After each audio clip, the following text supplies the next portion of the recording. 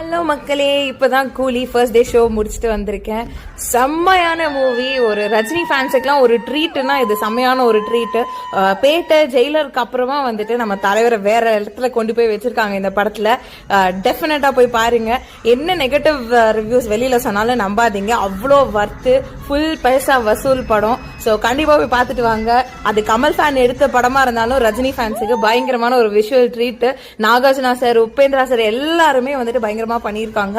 So டெஃபினட்டா போய் பாருங்க, தியேட்டர்ல போய் பாருங்க, வொர்த் வாட்ச். ஸோ நீங்களும் பார்த்துட்டு வந்து உங்க ரிவ்யூஸை சொல்லுங்க கண்டிப்பா. பாய்.